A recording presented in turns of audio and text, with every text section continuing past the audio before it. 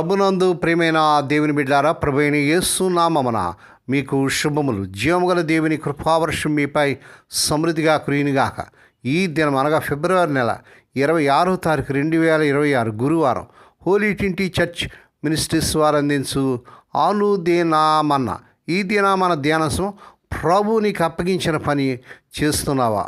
ప్రభు నీకు అప్పగించిన పని చేస్తున్నావా? దేవుని వాక్యం చదువుకుందామండి. నిర్గమకాండము 35వ అధ్యాయము 21వ వచనం. తర్వాత ఎవని హృదయం వాని రేపెనో, ఎవని మనసు వాని ప్రేరేపించినో వారందరూ వచ్చి ప్రత్యక్షపు గుడారం పని కొరకును, దాని సమస్త సేవ కొరకును, ప్రతిష్ఠిత వస్త్రముల కొరకును యెహోవాకు అర్పణను తెచ్చిరి. దేవుడు తన పరిశుద్ధ వాక్యమును దీవించునుగాక. దేని బిడ్డారా, మీరు అంతా ఎలాగున్నారండి? మీ ఆరోగ్యాలు ఎలా ఉన్నాయి? మీ కుటుంబాలు అందరూ కూడా బాగున్నారు? ప్రతిదినం కూడా ఈ వర్తమానం వింటూ షేర్ చేస్తూ లైక్ చేస్తూ సబ్స్క్రైబ్ చేస్తున్న మా ప్రియులందరి కోసం మేము ఎంతో భారంతో ప్రార్థన చేస్తున్నాం. ఎంతోమంది మాకు ప్రార్థన మనల్ని పంపిస్తున్నారు. మీ అందరి కోసం మేము ప్రార్థన చేస్తున్నాం. మీకు ఏదైనా ప్రార్థన అవసరం ఉన్నట్లయితే దయచేసి మాకు తెలియజేయండి. మీకోసం మేము భారంతో ప్రార్థన చేయగలం. దేని బిడ్డల ఉదయ కాలంలో దేవుని వాక్యాలు మనం చూసినట్లయితే దేవుడు మనకు అప్పగించిన పనిని మనము చేస్తున్నామా లేదనేటువంటిది మనము పరీక్ష చేసుకోవాల్సిన వారం వింటున్నాం. ఈ నిర్గమకాండం 35వ అధ్యాయం 31వ వచనంలో దేవుని మందిర గుడారం నిర్మాణానికి అవసరమైన నైపుణ్యాలను బెస్సాలేలుకు దేవుడు ఎలా ప్రసాదించాడో వివరిస్తుంది.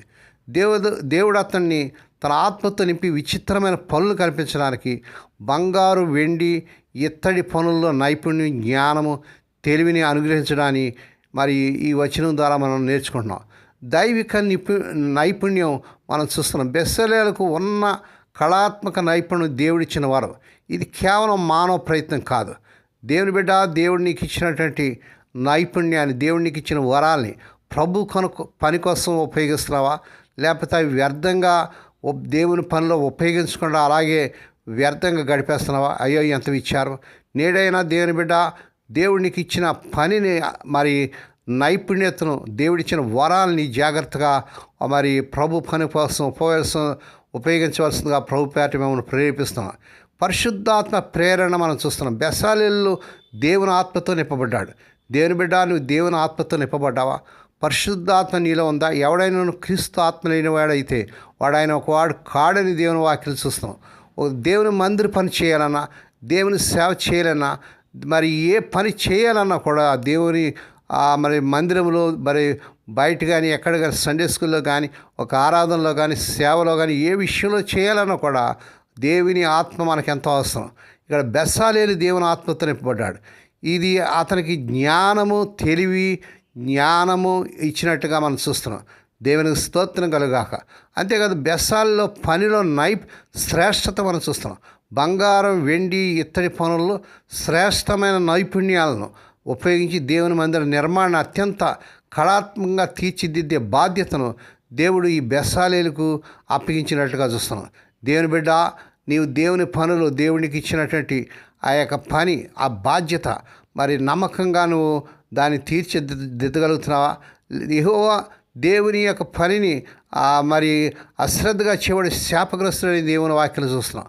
అంటే మనం చూసినట్టు దేవుని సేవలో నిమగ్నమైనప్పుడు ఆ పనిని అత్యుత్తమంగా చేయడానికి అవసరమైన జ్ఞానాన్ని మరియు నైపుణ్యాన్ని దేవుడు ఇస్తాడని ఈ యొక్క వచనాల ద్వారా మనం నేర్చుకుంటున్నాం. కొరియా రాజు ఎంగోవయ్య అనేటువంటి రాజు గారు 1694 నుంచి 1776 తన రాజ్యాన్ని లంచగొండితనము, అక్రమం, నాశనం చేస్తున్న కారణంగా నిరాశ చెంది కొన్ని మార్పులను చేయాలని తలంచాడు. స్నానం తొట్టితో పాటు పసిబిడ్డను బయటకు విసిరేసిన వింత సంఘటన తర్వాత అతి ఖరీదైన పనిగా ఎంచబడిన బంగారు తీగల ఎంబ్రాయిడరీ పనిని నిషేధించాడు. త్వరలోని ఆ జటిలమైన ప్రక్రియ జ్ఞానం గతంలో కలిసిపోయినట్లుగా చూస్తున్నాం. 2011 ప్రొఫెసర్ CMNOK గారు సుదీర్ఘకాలం పాటు మాయమైన ఈ కళను తిరిగి ప్రారంభించాలని చూసింది. బంగారు ఆకు మలబరీ కాగితం మీద అంటుకున్నట్టు ఊహించి సన్నని తీగలుగా కత్తిరించి ఆమె ఆ కళను తిరిగి జీవింపజేసింది. దేవుని స్తోత్రం కలుగునుగాక. నిర్గమకాండంలో గుడారం కట్టడం కోసం చాలా విపరీతంగా జాగ్రత్తలు తీసుకున్నట్లు చూస్తున్నాం. బంగారపు తీగలతో అహరోను యాజక వస్త్రాలను కుట్టడంతో సహా నిపుణులైన కళాకారులు నీల దోమర రక్తవర్ణములు గల నూలుతో సన్నని నారతో చిత్రకారిని పనిగా నీటుకు బంగారును రేకులుగా కుట్టి అది తీగలుగా కత్తిరించినట్లుగా నిర్గమకాండం 39వ అధ్యాయం 3వ వచనం చూస్తున్నాం. ఆ సున్నితమైన హస్త కళ ఏమైనట్టు దేని బిడ్డారా? ఆ వస్త్రాలు పాడైపోయా, కాలక్రమేణా దోపిడికి గురైనవా? అదంతా వ్యర్థమైందా? కానే కాదు. ప్రయత్నంలోనే ప్రతి భాగం నెరవేరింది. ఎందుకంటే వాటిని చేయడానికి దేవుడు ప్రత్యేకమైన హెచ్చరికలు చేశాడు. మనలో ప్రతి ఒక్కరూ నిపుణతతో చేయడానికి దేవుడు మనకి పని ఇచ్చాడు. దేవుని బిడ్డ, దేవుడు నీకు ఇచ్చినటువంటి పనిని జాగ్రత్తగా నమ్మకంగా నువ్వు నెరవేర్చగలుగుతున్నావా? లేకపోతే అశ్రద్ధగా ఉంటున్నావా? బద్ధకంగా ఉంటున్నావా? అది ఒక సాధారణ దయ చూపించడం కావచ్చును. మనం ఒకరు సేవ చేయడం ద్వారా దేవునికి తిరిగి ఇవ్వడం కావచ్చు.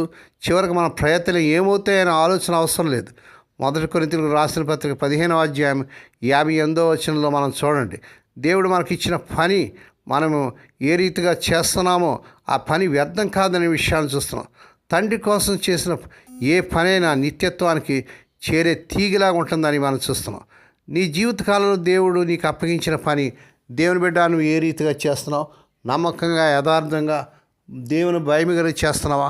ఆ రీతిగా ప్రభు పనిలో ముందుకు సాగుటకు, ప్రభు పని వ్యర్థం చేయకుండా ప్రభు పనిలో నమ్మకం ముందుగా సాగుటకు పరిశుద్ధాత్మ దేవుడి ఆ బెస్సలాలకు ఇచ్చిన జ్ఞానము, ఆత్మీయ ఆత్మ నింపుదలు, పరిశుద్ధాత్మ నింపుదలు కలిగి ప్రభులో ముందుకు సాగుటకు పరిశుద్ధాత్మ దేవుడి మీకు సహాయం చేయను గాక. దేవుడి మాటలు దీవించును గాక. ప్రార్థన చేసుకుందామండి. పరిశుద్ధుడైన మా తండ్రి, నీ పరిశుద్ధ నామకు వందనాలు స్తోత్రాలు చెల్లించిన నాయన. మా తండ్రి స్వదేశ విదేశాల నుండి వర్తమానం వింటూ అనేకులకి వర్తమానం పంపిస్తూ ఈ యొక్క పరిచయలో పాల్పంపులు పొందుతున్న మా ప్రియులందరూ దీవించండి. ఈ దినం పుట్టిన దినాలు, వాహ దినాలు, శుభదినాలు జరుపుకున్న బిడ్డలను బాగా దీవించి మరొక సంవత్సరమైన దాయక్రీటను బిడ్డకు ధరింపజేసి వారి పట్ల నూతన కార్యం జరిగించుకోండి. రోగులైన బిడ్డపైన ప్రత్యేక కృప చూపించిన ఆయన. ఈ దినాలు అనేక మంది నాయన దగ్గులతో, రంపలతో, టైఫాయిడ్తో, జ్వరాలతో, డెంగ్యూ ఫీవర్స్తో నాయన ఇంకా ఆయా వైరస్లతో బాధపడుతూ హాస్పిటల్లో, ఐసీయూలు సీరియస్ కండిషన్ బిడ్డల కోసం ప్రార్థన చేస్తున్నాం. ఇప్పుడే కలవరి శిలువ రక్త ప్రభావాన్ని సరస్సు మొదలు పాదంలో ప్రవహింపజేస్తున్నాం నాయన. స్వస్థత, ఆరోగ్యం, విడుదల యేసు నామములో ప్రకటిస్తున్నాం తండ్రి. ఏ కుటుంబంలో అయితే తమ ప్రియులు నిద్రించి మరణించి దుఃఖంలో వేదలున్నారో అటు వారికి కావాల్సిన ఆదరణ దయచేయండి. ఓలీ టింటి చర్చ్ మినిస్ట్రీస్ ద్వారా ఆయా గ్రామాల్లో, ఆయా మారుమూరు గ్రామాల మురికి వాళ్ళ ఆయా రాష్ట్రాలు జరుగుతున్న పరిచయం దీవించి ఈ దాస్తురాన్ని విధవరాన్ని దిక్కులేని బిడ్డలు, తండ్రి లేని బిడ్డలను జ్ఞాపకం చేసుకుని వారి ప్రతి అవసరం తీర్చండి.